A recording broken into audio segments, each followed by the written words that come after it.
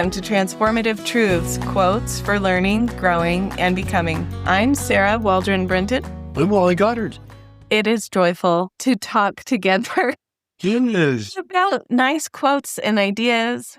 This is on a lot of our minds here in the U.S. because our nation is celebrating 250 years. Yes, big anniversary.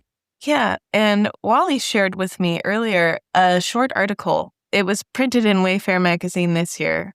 Yes. But originally in the Desert News. A few years back, right? Yes.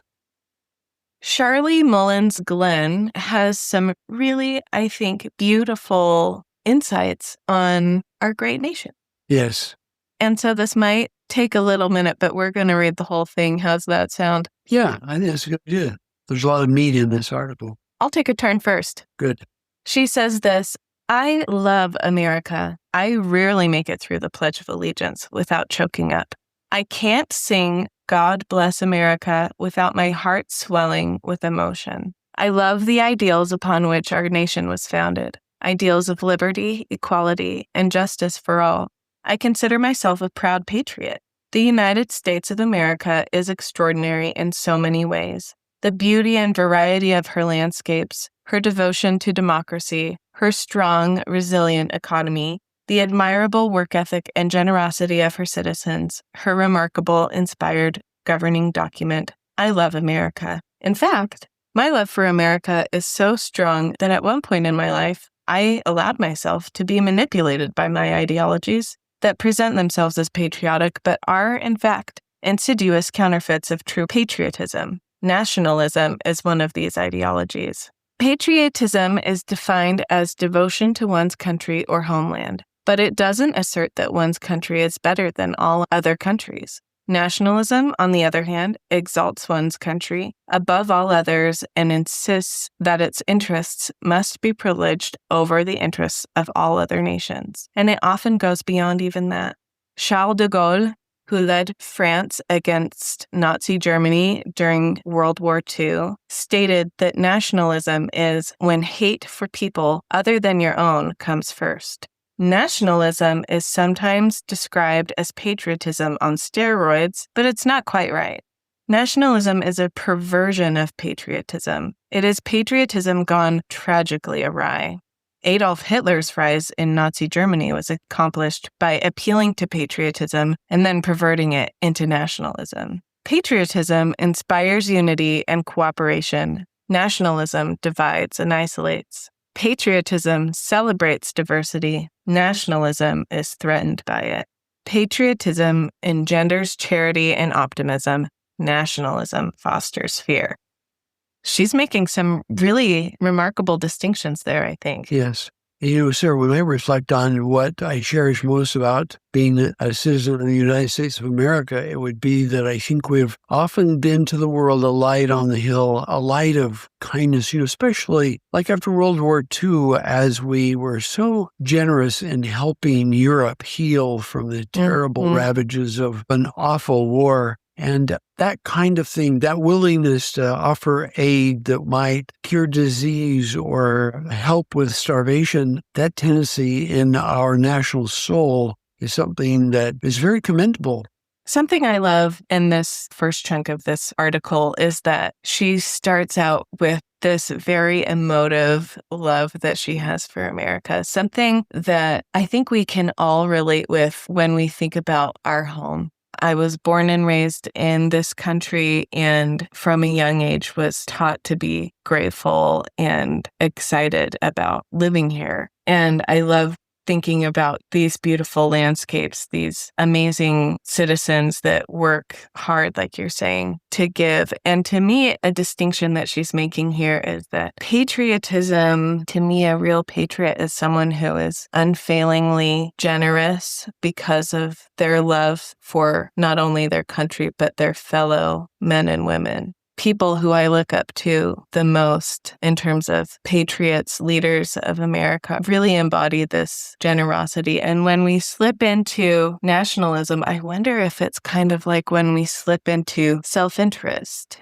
And it's trying to prove that we're better than others. You know, the way Jesus said it is still the best way, which is the last shall be first and the first shall be last. Those who insist on being at the front of everything are those who in eternities will be at the back of the pack. Those who are quite glad to be in the pack, serving and loving. I think, of course, of my dear wife, Nancy, who has no objective except to be useful. So she who has never sought to be on the stage is the person whom Jesus will look to as an example for all of us.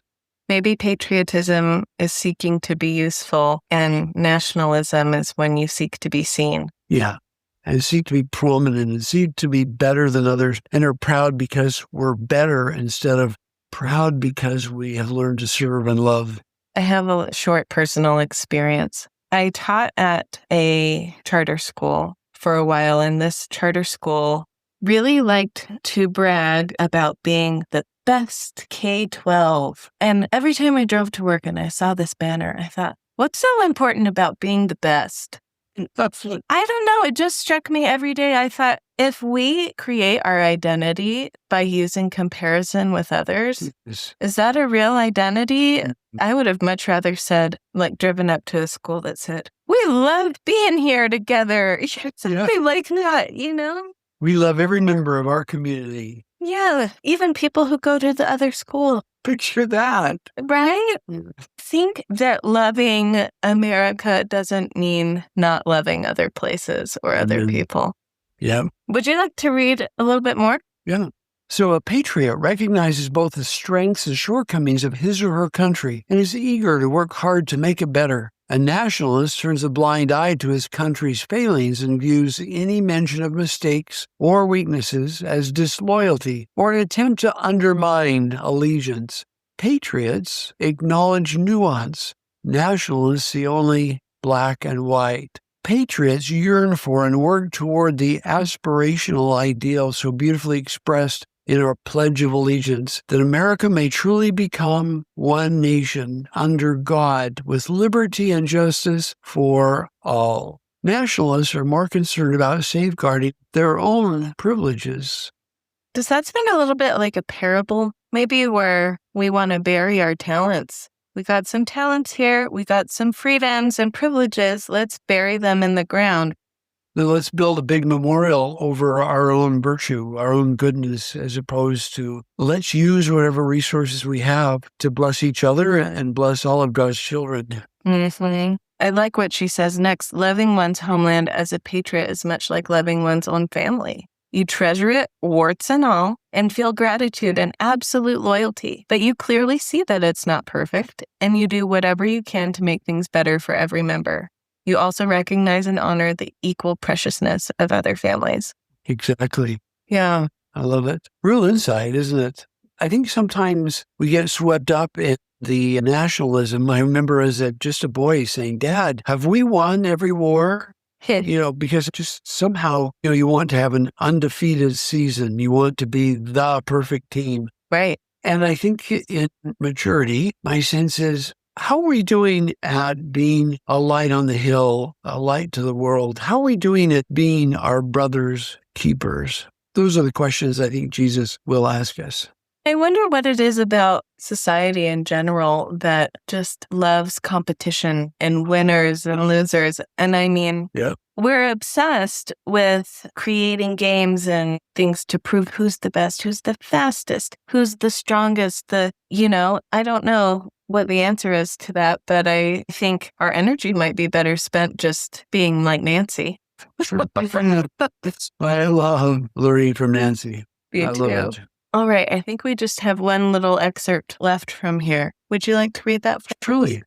I love America. I also love my children more than anything in this world, but I don't think they are better than other children. I don't feel a need to declare their superiority or insist that they be first. In fact, I think doing so would be fundamentally wrong. My faith teaches me that we're all children of God, fellow passengers on this fragile planet, sisters and brothers, all, no matter who we are or where we live, and that, quote, all are alike unto God, end of quote.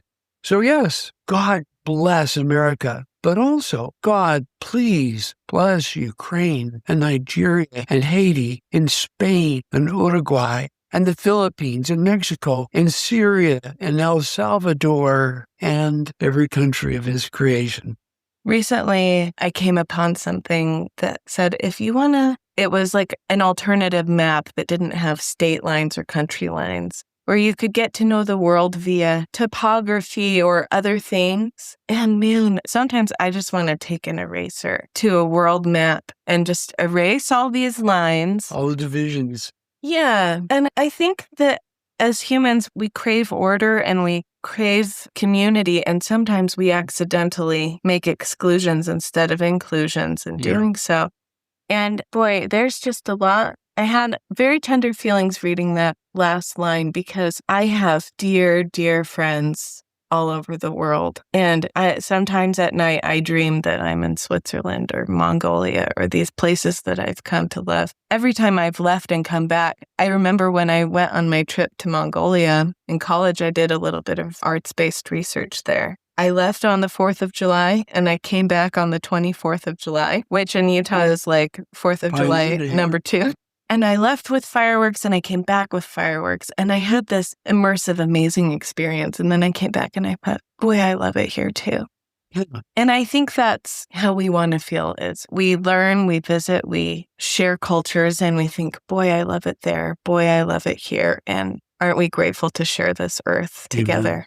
Aren't we grateful for brothers and sisters who have such different experiences and are so good and so much God's children, even if they're from another country, another part of the world?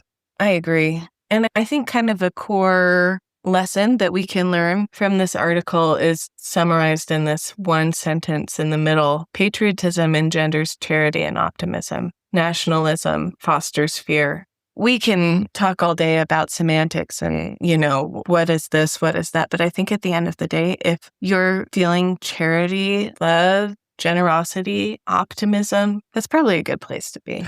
Foremost of all, that charity.